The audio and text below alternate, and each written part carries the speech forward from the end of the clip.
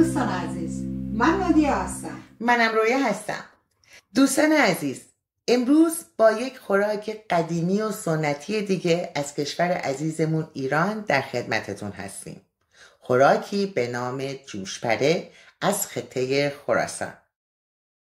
خوراکی که بنا به اعتقاد مردم اون منطقه غم و غصه رو از انسان دور میکنه و بر همین اساس هم نامگذاری شده. کلمه جوش به معنی حرص و جوش، غصه و ناراحتی، و پره هم به معنی پریدن هر گونه غصه و ناراحتی. من از نادیا جون میخوام که در مورد تاریخچه این خوراک قدیمی برامون یه مقدار توضیح بدن، اما قبلش من 2 سوال از نادیا جون دارم.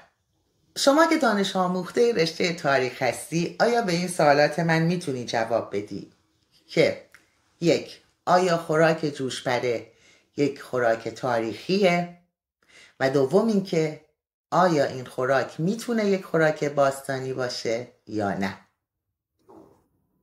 بله رویا جون، در جواب سوال اولت باید بگم به استناد به تاریخ بیهقی بدون شک این خوراک یک خوراک تاریخیه، چرا که در تاریخ بیهقی به نام جوشپره ازش یاد شده. در پاسخ به سوال دومت باید بگم که تاریخ بیهقی همونطوری که همه ما میدونیم یک کتابی هست که مربوط به 1000 سال پیشه و این کتاب که ما بهش استناد داریم میکنیم همه مورخین بهش اعتقاد دارن و در سند بودنش هیچ شکی نیست و مطلب مهم اینه که این خوراک فی‌البداهه در اون موقع تولید نشده، یعنی از قبل بوده و اون موقع بهش اشاره شده. و بعد مطلب دومی که در راستای همین باید بگم اینه که این مواد از زمان ساسانیان و سلسله های پیش در ایران موجود بوده. بله، به استناد به همه این مواردی که گفتم جوشپره میتونه یک خوراک باستانی باشه. خب نادیا جون، بسیار ممنونم از توضیحاتی که دادی. عزیزان، جوشپره انواع مختلفی داره. در نقاط مختلف خراسان به شکل‌ها و انواع مختلفی اون رو میپزن، اما در نهایت یه مقدار مواد توش فرق میکنه، اما اصل و کلش همین روشیه که ما داریم انجام میدیم. اما یک موضوعی که خیلی جالبه نادیا جان، شما دقیقاً به کتاب تاریخ بیهقی اشاره کردین که مربوط به بیش از 1000 سال پیش هستش و در اون موقع صراحتاً از یک همچین خوراکی با یک همچین اجزایی نام برده شده. و جالبه بدونی، این خیلی جالبه بگه، مثل خیلی چیزهای دیگه‌ای که از کشور ما سرقت شده، این دستور پخت هم من رسما اعلام میکنم که سرقت شده و در قرن 14 توسط فردی به نام فرانچسکو دی مارکو با نام راویولی در ایتالیا ثبت شد. وقتی که به دستور تهیه‌اش نگاه میکنی، راویولی دقیقاً همون جوشپره خراسانی ماست، با این تفاوت که ما در این از سس کشک استفاده می کنیم و در راویولی به خاطر اینکه در اون مناطق اصلا کشک وجود نداشت از یک سس لبنی دیگه با شیر و خامه استفاده می کنن. دقیقا. اما قصه به همینجا ختم نشد نادیا جون.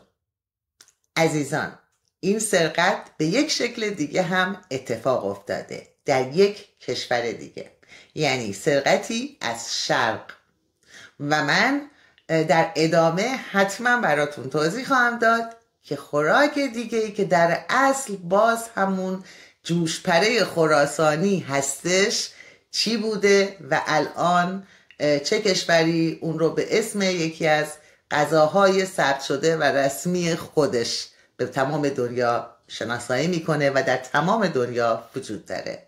خب عزیزان، بیش از این دیگه ما وقت شما رو نمیگیریم، میریم به سراغ مواد اولیه. مثل همیشه خدمتتون باید بگم که منابع و مواد اولیه و مقدار دقیقشون همیشه در قسمت توضیحات نوشته میشه.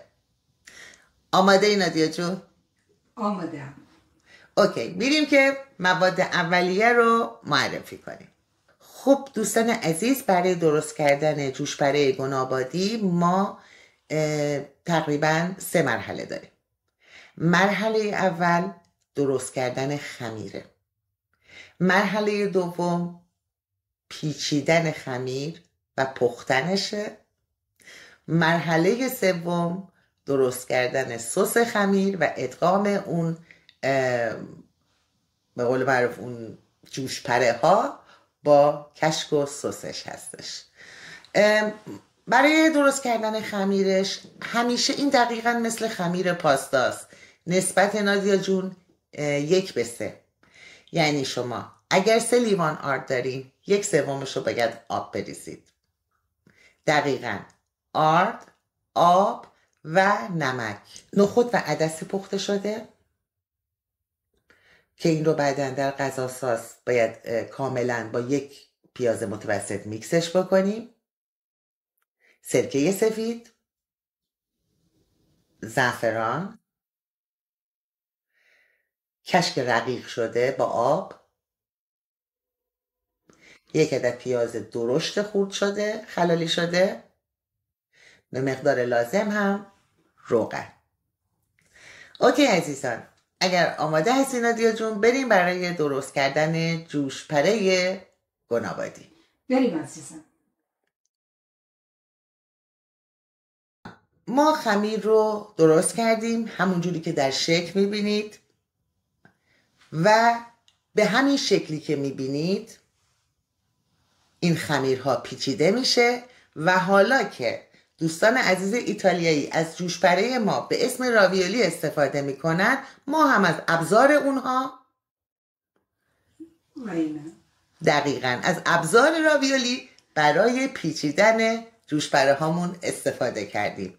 به خاطر اینکه این خوراک نادیا جون یکی از دلایل این که زیاد دیگه درست نمیشه و خیلی قدیمی شده و جز خانوم های خیلی مسن الان دیگه اینو درست نمی کنن، به خاطر اون پروسس بسیار سخت خمیر درست کردن و پیچیدن و پهن کردن و این مراحلیه که خمیر داره و ما اومدیم این مرحله رو راحت کردیم که همه عزیزان بتونن از اون استفاده کنن. شما میتونید از این قالب های راویولی به شکلی که در بالا میبینید استفاده کنید یا اینکه برای پهن کردنش هم از اون دستگاهی که پاستا رو پهن میکنه میتونین استفاده کنین یا از قالب هایی که برای راویولی هستش. خب نادیا جون، برای شروع اول باید پیازداغ درست کنیم.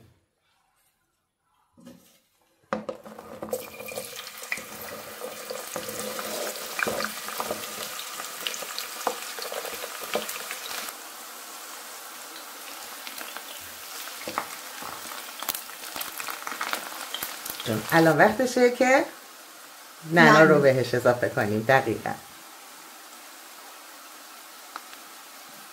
الان آماده شده و یه مقدار ازش بر میداریم برای تزیین روی آش جوشپره. درسته؟ آره. من نمیدونم چرا اسم این آش همیشه اشتباه میگم. عزیزان الان باید دقیقا زمانی هستش که باید اون کشک رقیق شده رو بهش اضافه کنیم.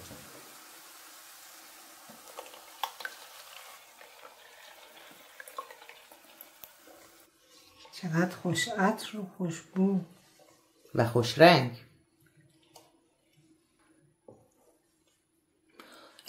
خب عزیزان الان این سس به جوش میاد و ما میذاریم زیرش رو کم میکنیم که آروم آروم برای خودش بجوشه.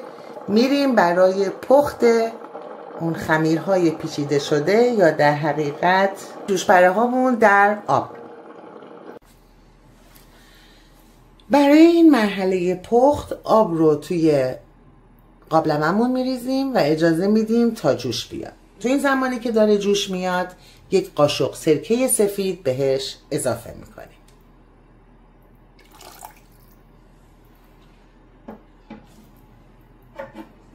همون جوری که میبینید آب شروع به قلقل کرد. الان دونه دونه اون خمیرهای پیچیده شده رو درش میندازیم. یعنی با فاصله یه دونه میندازیم و بقیه رو جوری میندازیم که به همدیگه نچسبن.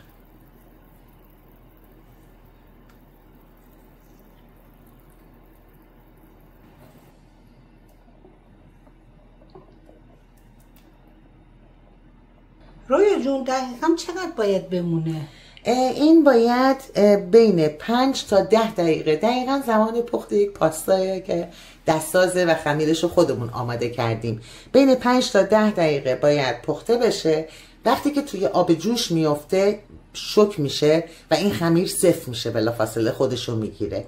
باید آروم آروم آروم اون مرحله سفتی رو پشت سر بذاره.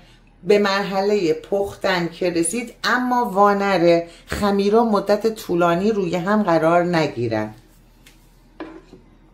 یعنی گاهگداری خیلی به آرومی اینا رو جابجا میکنیم و به هم از هم فاصلهشون میدیم. تنها کاری که میکنیم توی این مدت همینه. الان زمانش هستش که اون خمیرها رو توی سسمون بندازیم.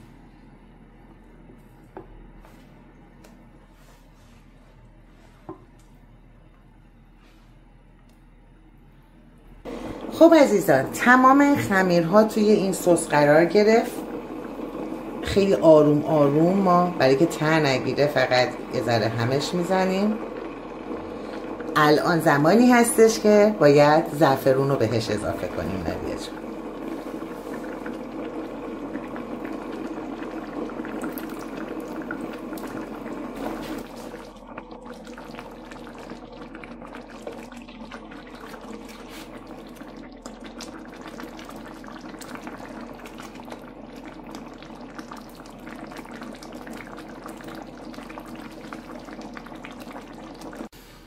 دوستان عزیز، جوشپره گنابادی ما آماده شد. واقعا همطور که میبینین رنگش فوق‌العاده عالیه، عطرش کل اینجا رو گرفته و همچنین مطمئنم طعمش هم خیلی خوبه. 100%.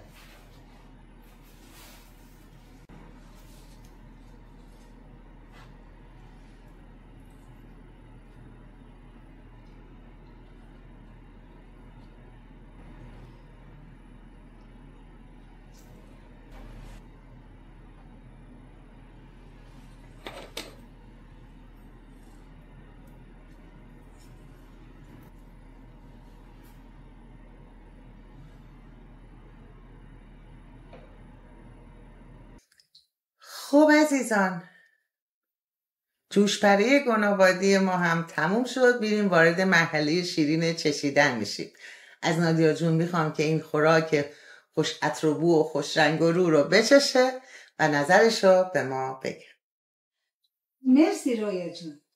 باید بگم جای همه دوستان اینجا خالیه و با اجازه همه دوستان، خصوصا دوستانمون از استان خراسان، به خصوص گناباد، این غذا رو من میچشم. با اجازه همه دیگه.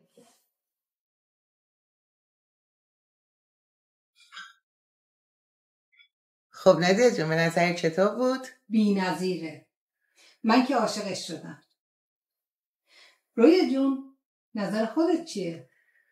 به نظر من هم بسیار بسیار بسیار خوشمزه است و واقعا باید یک بازسازی میشد این خوراک تا دوباره نه تنها فقط در بعضی از شهرهای استان خراسان بلکه در کل کشور همه مردم بتونن از اون استفاده کنن و در کنار عزیزانشون از اون لذت ببرن.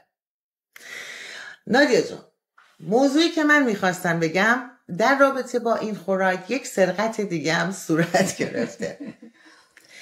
اسم دیگه این خوراک هست سمبوسه خراسانی.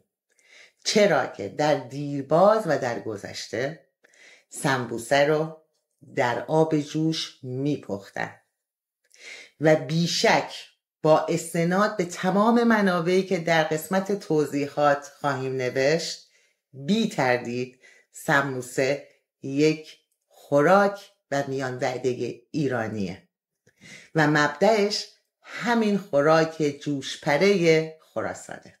دقیقاً. پس سمبوسه یک خوراک هندی، پاکستانی یا قسمت شرق نیست.